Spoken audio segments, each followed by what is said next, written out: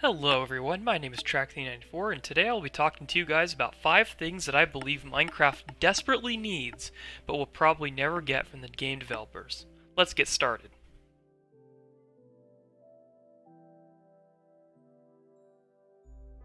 Anyone who has fiddled with minecarts in the game will know that minecarts are glitchy.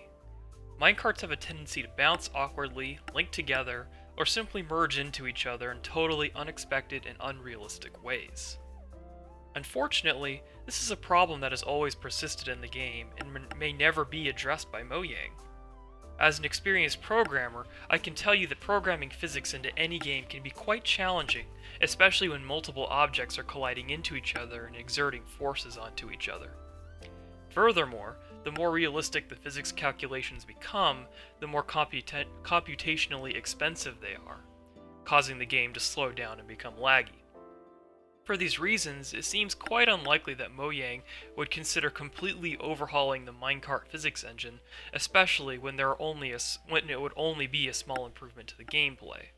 For veteran players like myself, I find it unfortunate that one of the oldest and most important features in the game will probably continue to be glitchy and unusable going into the future.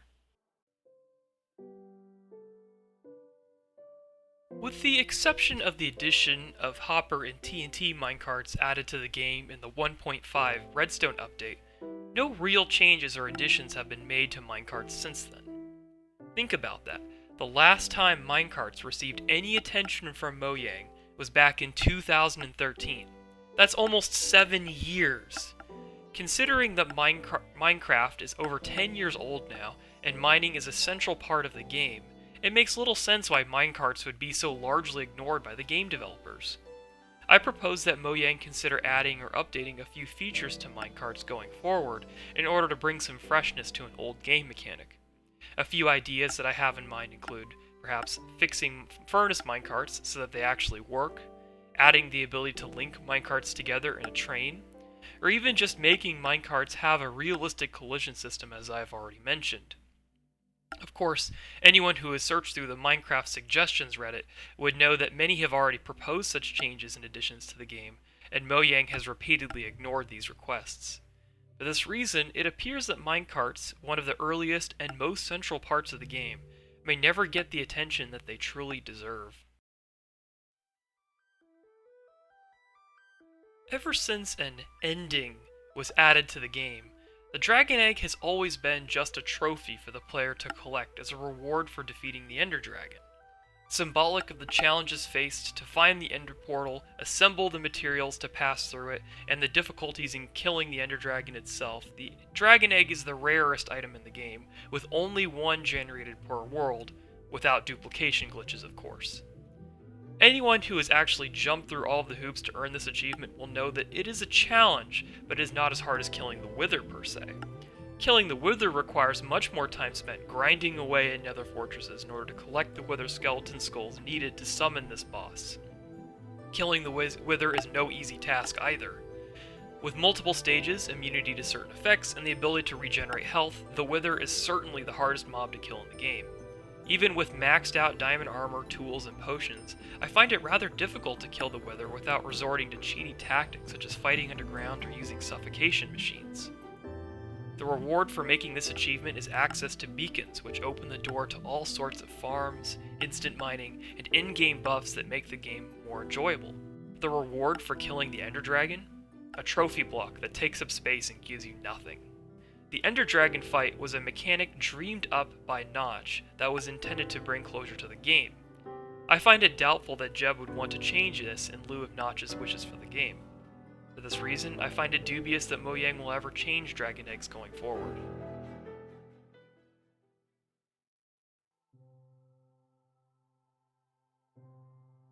This is one of the features that I have wanted the most ever since I started playing this game in 2011. Hacking is a form of cheating that gives players an advantage over others that they have not earned or worked towards. Hackers are the bane of any player trying to enjoy a clean multiplayer experience. Using third-party modifications to the game client, hackers give themselves the power to move faster, break blocks faster, find resources, and fight more aggressively than any players not using these tools. Don't get me wrong, I am not against hacking. I too have used X-ray hacks in the past to see through the ground and mine out resources that I haven't earned. I feel that if a person wants to hack the game and it is available to them, they should have the freedom to do so. But I will attach to this one condition. The hacker may only use their hacks in the presence of other hackers. Similar to games like Unturned, the implementation of an anti-cheat program that runs in the background of the game would be a welcome addition to Minecraft and would eliminate the need for moderators and servers going forward. Of course, I feel that there should be an option in the configuration file of a server allowing the administrator to turn off anti-cheat systems. That way, anarchy servers like 2B2T may continue to flourish. This feature request has sat on Mojang's table for years, ever since the inception of the game. It can even be found in a to-do list Notch made in 2010. It appears that Mojang does not have the desire to implement such a system, and continues to hold its nose at any requests to fix this glaring issue. This will probably be the most controversial of all the things I think Minecraft needs going forward. Anyone who has played a game like Factorio will know that modding is a huge part of the game. With a fully implemented application program interface scripted in Lua, Factorio makes it easy for anyone with little programming expertise to add a new feature to the game. Minecraft probably has the biggest modding community of any game I know.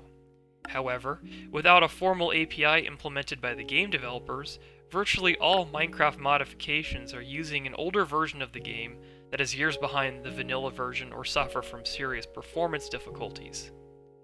Without an API, modders are left to deobfuscation of Java bytecode in order to piece together enough source code to make any sort of modifications. Even with a unified API-like system such as Forge ModLoader, making mods for Minecraft will probably always be a challenging undertaking.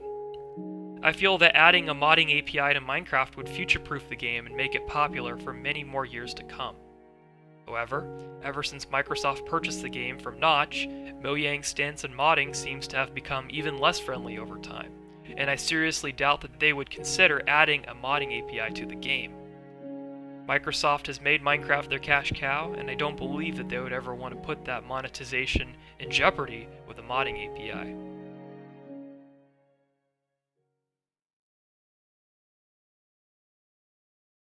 Alright, so what do you guys think?